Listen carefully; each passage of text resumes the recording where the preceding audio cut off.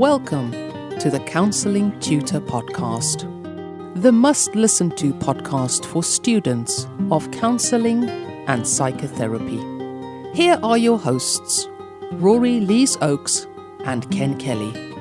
Hello, I'm Rory, and with me, as always, is Ken. How are you today, Ken? Exceptionally well. Thank you for asking, Rory. You have tuned in to the Counselling Tutor Podcast. This is episode 123. And we have, as usual, got a great episode for you today. 3 topics that we're going to be looking at. We're going to be starting off with looking at why counselling has an ethical framework. Then we have our specialist slot, which is check-in with CPCAB, where we're going to be looking at dual relationships in training, and we're going to be speaking to Heather on that topic. And then we're going to be ending episode 123 by talking about what happens if you're in a session with a client and you should say something or give some feedback and that client disagrees with you. What do we do when a client disagrees with us? So that's what you can expect from today's episode. But kicking us off, why does counselling have an ethical framework, Rory? I think it's a really good question. It's one I know that will be asked in assignments up and down the country, Ken. And I go back to something called utilitarianism. There we go. Big word. It's a big word. Utilitarianism. There we go. And effectively, it's the work of a 17th century philosopher called Jeremy Bentham. And you can boil it down to this. He called it the greatest happiness principle. And he basically worked out, it's a standard approach of how we act in the best interest of society. And that's been distilled down through lots of different organizations. If I give you an example of utilitarianism in our society, things like having immunization. So it is the greatest happiness. In other words, the needs of the many outweigh the needs of the few. We do things in the benefit of society, and ethical frameworks are really an extension of that. It gives us a standard way of working, something that we can all agree to. So if a client maybe is having therapy in, I don't know, Northern Ireland, and the client is having therapy in London, the approach and the way of treating that client will be exactly the same. And crucially, Ken, if a client isn't happy, it's something to benchmark the complaint against. So if someone phones up an ethical body and say, I'm not really happy the way I've been treated, they can have a look at that complaint and look at the ethical framework and say, well, looking at the ethical framework, we think that actually the client has been treated with respect and in a way that's concordant, that's another big word, with the ways of counselling. On an opposite note, you might look at it and say, well, actually, this person hasn't been very well treated. And then there's something then to formulate a complaint against and speak with the practitioner and try and help them understand why this client isn't very happy and maybe help them adjust their practice. So that is one of the reasons, and the main reason why we have an ethical framework. It's the greatest happiness principle, Ken. The greater good and the needs of the many, Rory. And kind of as you're going through that, I'm drawn to thinking about that. In general society, we have a set of rules that we all live to. It's called the law, and I wonder what society would look like if we took that law away. There's no rules, there's no accountability, there's no one to hold anybody to account. And I guess the word that comes to mind is anarchy, where nobody follows any laws and there's chaos. There's potentially looting. I don't know what that might look like, but we are told on good authority that we need those laws in place. And if you look at counselling, the basis of counselling is ethics, and for very good reason. We're dealing with very sensitive information as counsellors, as psychotherapists. We've got clients coming in and potentially sharing information with us that they've never shared, not with another living soul, and they are daring to share that with us. And there is an expectation that we will be treating that respectfully, that we'll be following ethical guidelines and principles to keep confidentiality, for instance, and not go and share that information with anybody else. And the ethical framework kind of sets out what the agreement is, when we're signing up to that ethical framework and saying we will abide as best we can to kind of these rules, for lack of a better word, we are professing, and that's what we do in as a professional. We profess our I guess commitment to that ethical framework. And as you quite rightly said, Rory, there is accountability within that, where if somebody feels that we fell short of servicing them as we should, that they are able to speak to somebody and the counsellor can be held to account. Yes, and I think you're absolutely right. And I pick up on the point of professing. We hear the word professional all the time, but the root of that word is to profess. At one time, people would have to stand in front of their peers and profess. The Hippocratic Oath is a good example of that doctors used to profess. They used to have to stand in front of their peers and profess, part of which is first do no harm. And I think that is one of the reasons that we have an ethical framework. I think the other reason we have an ethical framework is so that our clients can really understand, the way that a professional should be treating them, so that they can understand, maybe even before they go into counselling, they can look at the ethical framework and go, so if I go for counselling, this is how I will be treated. And I think that's really useful, because we know that lots of people are really afraid of going to see a counsellor because they don't know what it's like. Will the counsellor, talk in the pub after the session and say, "You never guess who I've had in," and this type of thing. And by downloading that from there's different ethical frameworks. They're all roughly the same. They all say much the same thing, I have to say. But it allows the client to look at it and kind of say, I'm going to be all right here. I'm going to be okay here. I'll be able to go in and talk about my issues without these worries.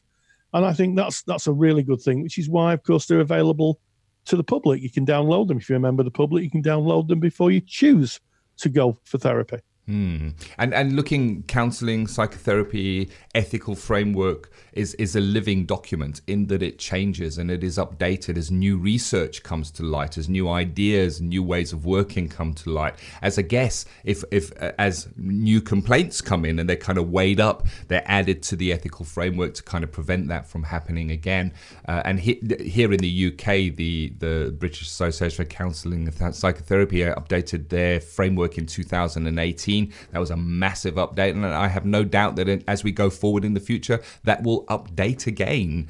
So it is a living document, and it is informed by society, what's happening now, how people are practicing, how practice is changing, and research. Yeah, absolutely. And for those in the UK, for those who are listening in the UK, you may remember reading the Staffordshire Hospital inquiry, where patients, this is people who have gone to hospital, were treated absolutely appallingly. And that was because there wasn't a culture of people speaking out. And one of the reasons that certainly the BACP ethical framework was changed in 2018, it introduced a duty of candour. In other words, if you see something that's wrong, you have to call it out. And I think that's really, really useful. When I spoke to Tim Bond, who is one of the architects of the ethical framework, that came up in the conversation. The fact that as professionals, we're not only dutiful to our own practice, but if we see other people practicing badly, we have to say something.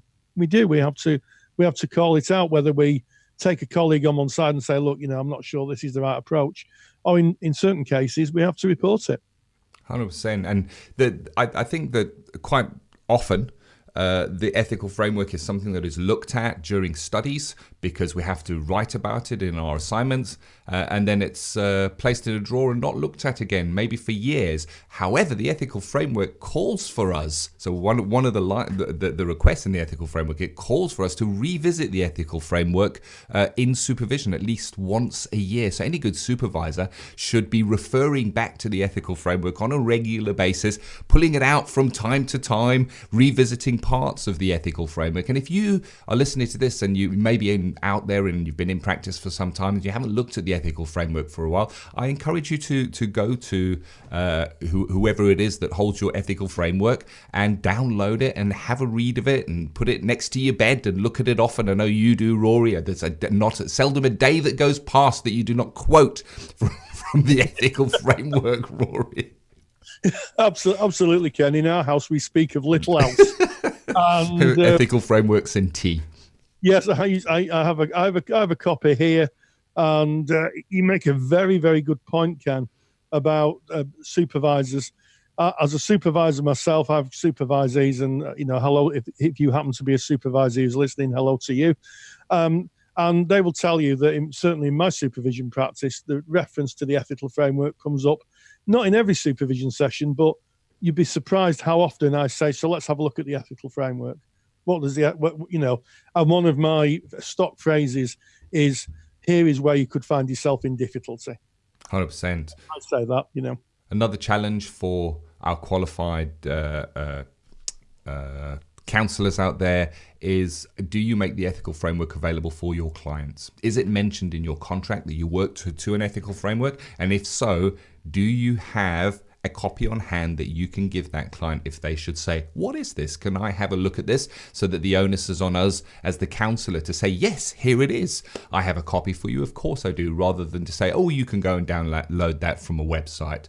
So there's something also to consider. And of course, Rory always makes super duper free handouts for our podcast. And we do have a super duper handout on working with ethical frameworks and kind of a little bit more details on that. And if you want to get your copy, then you can. It's free of charge. You just go to our website, which is counsellingtutor.com. On our website, you'll notice that there's a tab that says podcasts. Click on podcast, go to episode 123. That's today's episode, and you can download Rory's super duper handout for free from that page. And of course, you'll find all our show notes on that very same page, where we kind of go into more details of the topics that we've covered in today's episode with some additional links. And I think keeping with an ethical framework, kind of setting standards, leads beautifully onto our next section, which is check-in with CPCAB. Now, CPCAB is Counselling and Psychotherapy Central Awarding Body, and they kind of set the standards and make sure that within education of counsellors that we're working to best practice, that they're bringing research in, and they are kind of the awarding body setting the standards, and that they have partnered up with us to bring check-in with CPCAB. And I believe, Rory, today you're going to be speaking with Heather Price on dual relationships in training. Yes, I caught up with Heather recently. She's a senior counselling professional at CPCAB, which is one of the awarding bodies certainly in England for counselling and psychotherapy. And we talked about that thorny, tricky issue of when you have people who are related wanting to do the same counselling course, and why it's not a good idea, and the difficulties that can arise if you take on maybe a married couple, maybe a parent and a child, maybe work colleagues.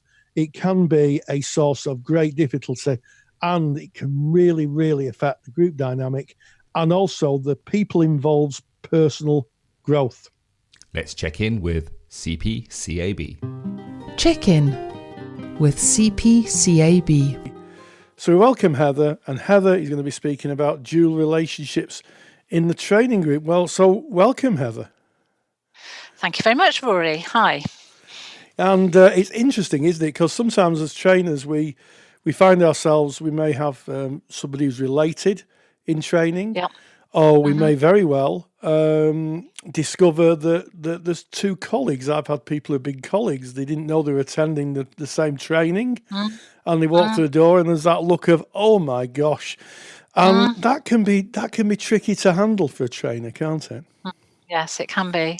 It can be quite uncomfortable for the people who are related, whether that's a personal relationship or, as you mentioned there, a collegial relationship, a work relationship. And there could be all sorts of relationships, like husband and wife, or partners who are living together, siblings, parent and son or daughter. That probably covers most of them. And I guess people quite often ask, well, what's the problem with that? Yes. And I dare say we're going to explore the problem. So I will ask the question, what is the problem with having dual relationships in a training group? Well, I think because in the training group, as a tutor, and as a participant, as a peer, you would want it to be a level playing field for everybody. And if there are two people who know each other very well, whatever those circumstances are, they already know things about each other which the rest of the group don't know. And it might be that one of them accidentally slips something into the group that the other one didn't want everybody to know. So that could be a problem. Or it could be that they might bring some of the baggage that they know about each other into the room. Because, as we know, all sorts of things get played out in the training group. And I just thought of an example that, let's say two people are living together, they've had an argument that morning about who puts the bins out. And then that gets played out in class. The one who's feeling aggrieved might take the opportunity to be quite spiteful, let's say, and giving feedback on a skills practice. Yes. And that can be really uncomfortable for everybody. It can, and of course, there's this. I guess one of the things that I know as a former trainer, someone who taught class-based learning at least, is that there's notion that everything that's said is confidential. There's a contract within boundaries, of course. And if someone's in one group and something's being shared, how do you know it's not going to be shared over the lunch table or in the canteen? That can be a difficulty. Exactly. And I mean, you could still have that with other peers who are not related in any way, but there's more scope, I guess, for leaks, if you like, and breaks of confidentiality if two people are living together or know each other in another way. So keeping everything confidential that goes on in the group, it could be very tempting to talk to your partner about things that have gone on in the group. And it could be in a gossipy way. I mean, it could be in quite a nice way, but it still doesn't make it right. Absolutely. So, as a trainer, I used to ask people and say, if there's anybody related, if you could see me after we did the initial induction, before people are off the places, and then I would patiently explain to people who are related and say to them, probably best if you did different courses. Maybe in some cases different centres, because if you're only running one level 3, then that would mean that someone else has to go. And as a trainer, that can be quite tough, because we used to get people who got quite angry with that. I've had some quite emotional outbursts towards me. What would you say to trainers who may have to face that kind of have that conversation? Well, to trainers, I think it's about holding firm with your boundaries, because you're also holding the boundaries for the whole group. And it makes it much more difficult to manage when people are closely related in some way. And you've got to be as sure as you can be as a trainer that everybody is coming at everything from the same place, and having other people know things about each other that the rest of the group don't know does make it so difficult. Perhaps at the lower levels, it feels quite tricky to enforce that. But at the higher levels, I guess you can say, well, it's likened it to a client. If you had a client that you knew in another circumstance, it would not be comfortable or ethical to work with that person, because you already know things about them. So it's kind of like that in the training group. It's an ethical thing as well as the confidentiality. And so, yes, as you say, I would say, well, actually, as a couple, one of you has to make a choice to maybe join the group next year or to go to another centre this year. Yes. But I won't be able to accept both of you at the same time in the same group. Yeah, so I think that's a really important message. If there is anybody listening, and I've had occasions where a parent has wanted to come with a child. I had one where a sports coach wanted to come with someone. who he'd taken under his wing as a coach, and I had to explain the reasons that we've outlined, really, why that's not a good idea. But also, I think the rest of the group may take a view. I think the rest of the group looking inwards, knowing there's two people related, could be a difficulty. How would you see that playing out, maybe? Well, I think in the group, say in group process, let's say, or it might be check-in, something like that, when the rest of the group knows that two people are related, they might be quite reluctant to say anything about one of them because they might feel that they're going to be ganged up on by the other person who might be very defensive of their partner, let's say. And that's not really what you want in a training group. You want everybody to be able to be free to say what they want to do, what they want to say, and not be hindered by the fact, well, how's the other person going to take it if I say something about their partner? Because that interrupts the flow. That's not what you want in a training group. Absolutely. And I think for me, there's something around, people being able to be unaudited and to be able to speak freely in the group, and that can be kind of difficult if they know that there's someone related.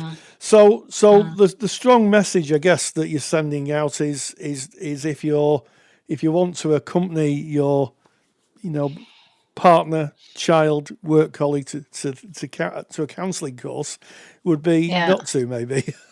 Yes, not to. Yeah, absolutely. Yeah, does it work? I think there's also the whole thing about the people's backgrounds. They know stuff about each other's family and friends. And if you're in a group on your own without your partner there, you don't have to censor what you say because no one else is going to know. But if your partner is there who knows stuff about your background, that might be quite difficult because you might be thinking, "Oh, should I say that?" Because I've never told them that, and they're going to ask me about that when we get home. Absolutely. And I guess one of the things is that through the arc of counselling training, people change. And I always used to say, in terms of the diploma, it was the divorce course because other people used to split up, and you could imagine that psychodrama being played out over a 2-year diploma course. Yes.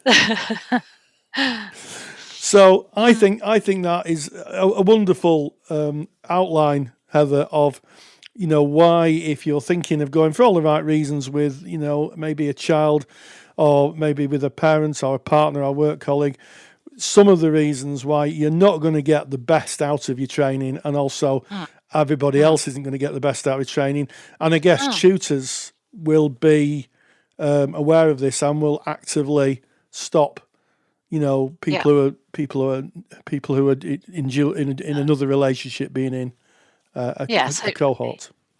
I mean, I think it's difficult enough. Group dynamics at whatever level can be quite difficult enough anyway, without the extra dimension of people who know each other very well being in that group. So it can be very tricky. And I suppose it also works from the tutor's point of view that the tutor shouldn't have a close relationship with anybody in their group. Absolutely. And and that's another whole can of worms, maybe.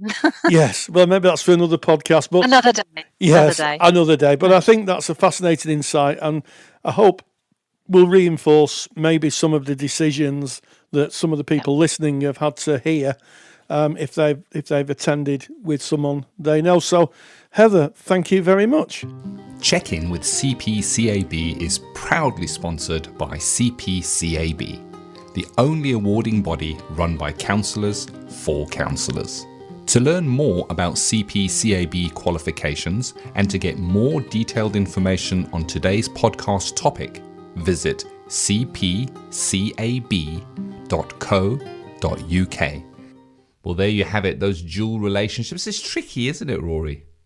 Yes, it is very tricky, and I can understand why people may want to do something as life-changing as counselling with someone who's they're close to, a friend or a colleague or maybe a spouse or someone you're in a relationship with. But as we've heard, it can have really, really detrimental effects to both the people concerned and the group as a whole. Sometimes counselling is about just doing it on your own, and ultimately that is what counselling is about. 100%. So moving on to our final topic for episode 123 of the Counselling Tutor Podcast, and we're going to be looking at what happens if a client disagrees with you. Put some colour into this for us, Rory. Yes, well, through my long practice life, I can think of times where I've reflected back and a client has said to me, well, I think that's what you think, but it's not certainly what's not happening in my life. And it's one of those points where, as a professional therapist, you've got to kind of think on your feet a bit, because sometimes in the therapy room, clients can be very clear about what's happening in their life. And when you reflect it back, they just deny it. And there's a term for that. Freud coined it. It's called denial, where, you reflect something back and clients just won't accept their situation. It can also be the fact that maybe you've misheard. Sometimes we're all human and someone feeds something back to you. It goes through the brain filter, then it goes into the thinking filter, then it goes into the reflecting and paraphrasing filter. And sometimes if one of those filters isn't working properly, you can reflect back something that is completely not the same as the client's experience. So what do you do in that circumstance? Well, the first thing is you don't argue back. You don't say, well, look, I hear what you're saying, but you actually said this. And now you're saying it's not right, because what happens then is, of course, is you get into an argument and we're not there. It's like the Monty Python sketch. I've come for an argument. Is that a 5 or a 10 minute argument? No, people have come for therapy. That was a reference to a comedy program that was on the television. So what you do is you try and find out what part of what you've said they disagree with. And you can find disagreements at lots of points within the counselling route. One of them, of course, is the framework, is the contract. I've had clients who've said, well, what is harm to self and harm to others? And I can remember many years ago a whole session taken up with someone who wanted me to go through every single aspect of what constituted harm to self and harm to others. And as I went through this, I thought, I know what's happening here. I'm being corralled into a corner so that at some point something will be said and the client can say, well, you can't disclose that because that's not what we talked about at the beginning. And eventually we got to the end and the client decided not to proceed with therapy because I said to them quite honestly, I think you know what constitutes harm to self and harm to others. I've given you some really good examples. Feels like you want me to give you exact scenarios, and I can't do that. And as it happened, there was, and I can't go into it, there was very good reason why the client questioned me so deeply on that. So the first rule is, of course, is don't argue, Ken. We don't argue with our clients, do we, Ken? No, definitely not. And there's two different flavors, I think, to a client disagreeing with you. First of all, I see it as an opportunity. Because we speak about clarifying, if you look at empathy, what is empathy? Well, it kind of is defined as us, the counsellor, empathically listening to what the client is bringing and trying to understand it as if we were them, as if we were in their shoes, from their frame of reference, trying the best we can to understand their life, their experiences, they are experiencing it. And if we have an area of disagreement, then we've missed them. We've missed them for some reason. So there's a great opportunity for us to realign where we are at. We may summarize something back. So we're kind of using our words when we summarize. So if you look at the skill of summary is kind of giving back what the client gave to you, but we put it in our own words. Whereas a reflection is we use the client's exact words back to them. So if we're maybe summarizing back and a client will go, well, no, it's not actually like that at all. Or you may even just see a look on their face, or you may see their body react in a way that I think I might have got that wrong. The first thing for me is ownership of going, as I said that, it felt like I maybe didn't get that 100% right. So there's an invite for the client to come in and correct us, to kind of disagree with what we have given. And that is a great opportunity because it puts us back on track. It puts us back in that client's frame of reference. And I know I certainly thank a client when they are kind enough and I guess courageous enough to say, no, it's not like that. And I think it's an evidence of a great counselling session that the trust is there enough for a client to disagree with the counsellor. So I did say that going into this that there were two flavours. The one is where kind of we just have a mismatch in our understanding of where the client is at. The other one, I think, is a little more concerning.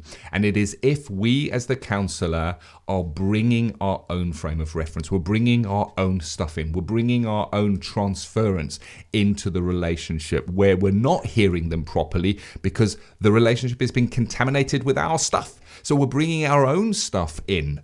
Our own agenda, our own thoughts of what they should do or could do in that situation. And then they have a very good right to disagree with us because that is not therapy. That's not what it is about. And there's a great opportunity to take that into supervision, to learn from it, to grow from it. So disagreements, I think, are welcomed and they are part of therapy and you will get them.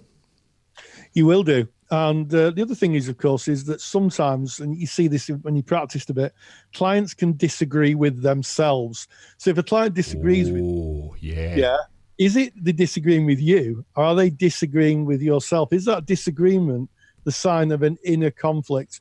And, there have been times where I've reflected something back and I've heard, and I hear this many times through the years, well, this seems to be your view of it. And usually I would, as Ken said, work with trying to understand what their view of it was.